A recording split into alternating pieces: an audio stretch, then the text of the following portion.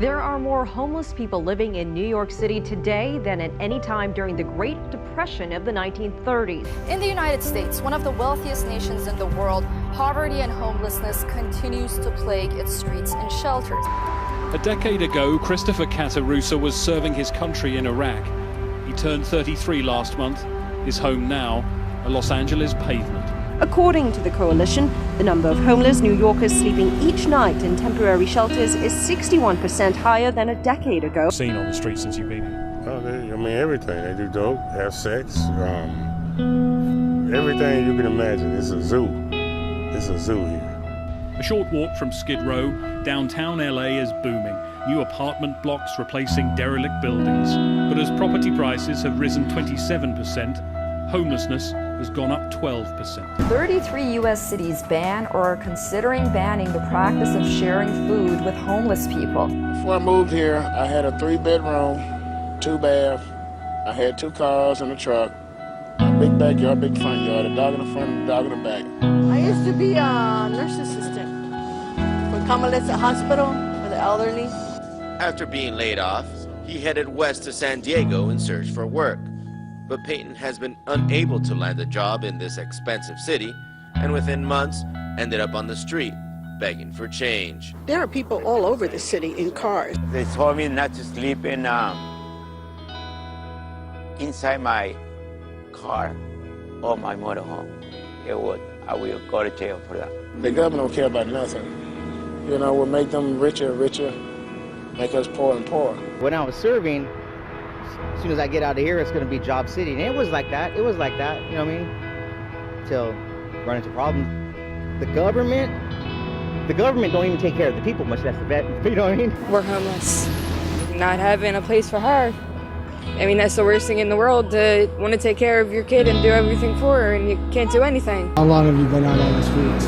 This is my first day. Today's my 18th birthday. Today's your 18th birthday, and you're out here homeless. Yes. When you see homeless females, homeless moms, homeless veterans, you think to yourself, how do we do this to our country? How do we do this to these men and women who serve this country so proudly? Laura, these images are heartbreaking. These are veterans who have served our nation, and they are homeless in the shadow of the White House. Hypothermia has taken the life of a 47-year-old homeless woman. Investigators in Lexington think that the cold weather overnight played a role in the death of a man they believe was homeless. We're so sad that we lost one of our brothers from the street.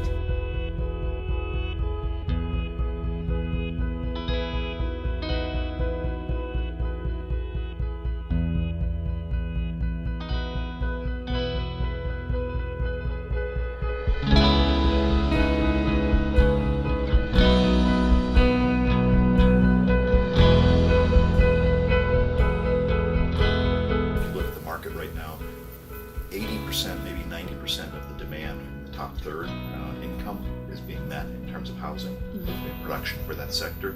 The middle sector is probably about 5%. In the lowest third, because we do have some affordable housing programs, somewhere between 15 and 20% of the actual need is met. That's still only 1/5. An individual may find a challenge working with an agency, as you might well imagine, when you talk to the city. As interim housing, there's certainly a value there because there was even a proposal. A council member was unseated many years ago because he proposed sort of a tent city.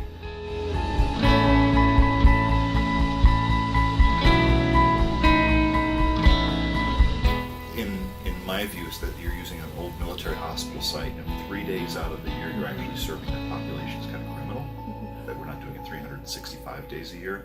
We've criminalized homelessness to the point where people are sleeping on freeway off-ramps and little school triangles of green at three-way interchanges, being hit by cars as they're crossing ramps to get to these inaccessible places where they at least feel secure, at least undisturbed, and that is criminal.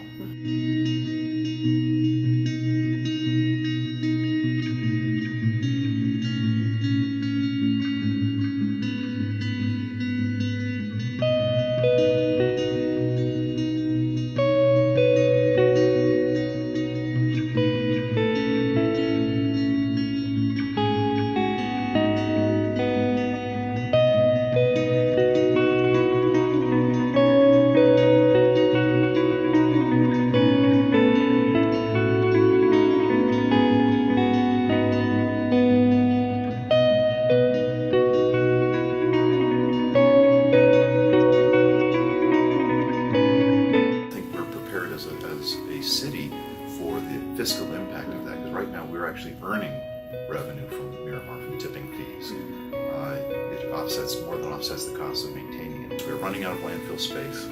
The challenge is fiscally, the city is going to face a very different situation when they're going to have to pay for tipping as opposed to paying themselves for tipping. Yeah. So it's going to be all private. There will be only private landfills, no municipal landfills.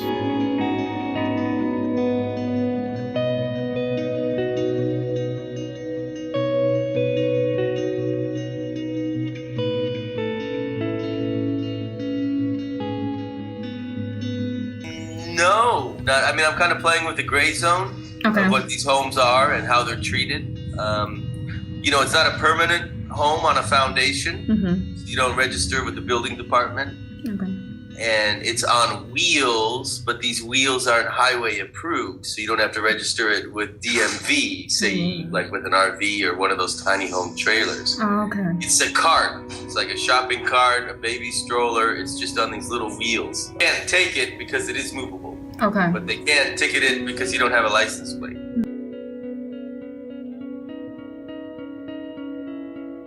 They did have some issues. They were mentioning that, you know, there's garbage around them, there's human waste, there's some drug use.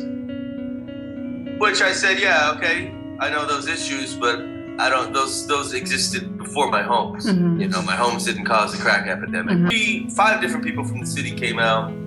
A city manager, a woman who is outreach to homeless people, or one who he runs the cleanups of these camps and cities and streets, a woman who represents the local businesses, and she was probably the most vocal of not liking my home. City manager Joe came up to me and said, hey, you know, the creativeness is great, the outpouring is great. I mean, it's nice, it really is kind of a movement.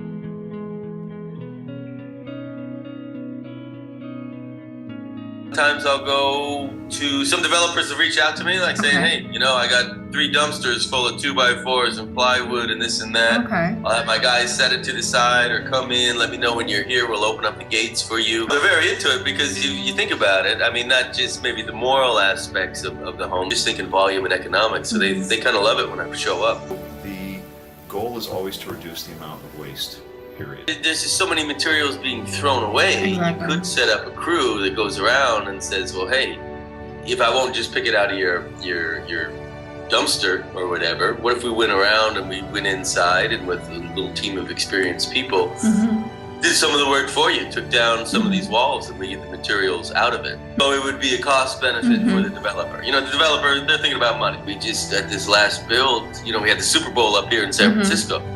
And Nike set up this huge party dome, whatever, speakers and lights and advertising. And they just used really, really good plywood and all these panels, and we got those. So we were building from those. They were throwing them away.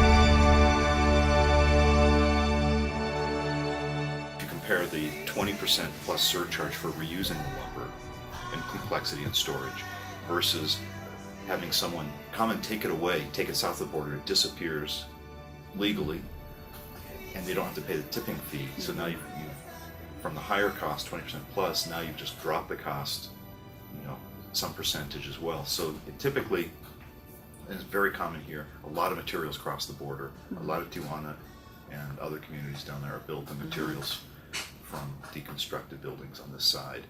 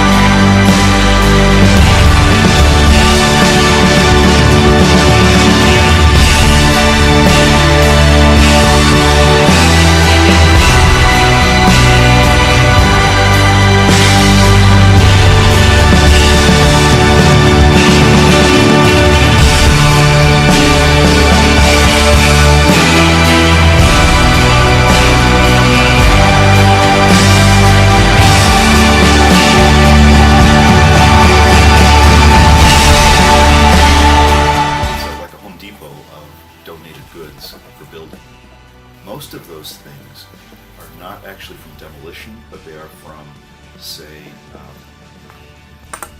goods I have looked at. I don't want to typify what they do, but a lot of the goods I have seen there have been the result of high-end remodels where somebody says, no, I want that door shaped lighter. So they just rip out the door, they just installed, brand new, send it to the restore, get a donation, get a credit for the donation, and buy a new one for this Rancho Santa Fe.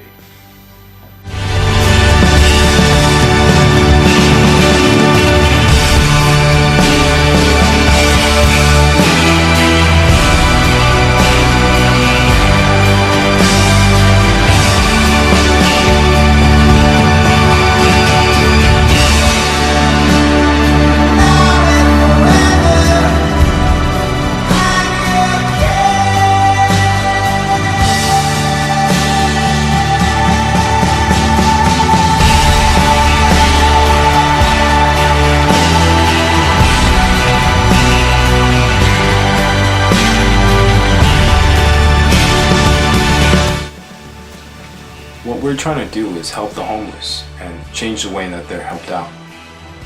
I mean, we walk past these people every day and we don't notice them. They're sitting on the curbs, sleeping on the sidewalks, and we just go about our day, not even acknowledging them.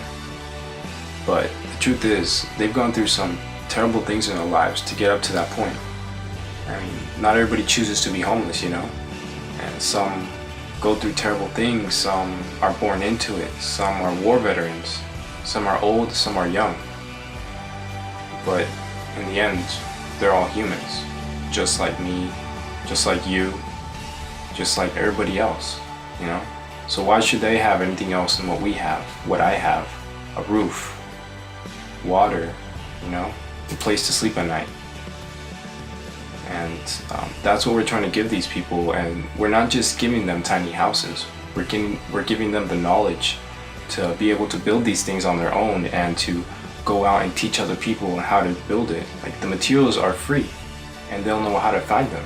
They just got to look in the right places. And we want to help them do these things on their own. Like, we're just there as a stepping stone. And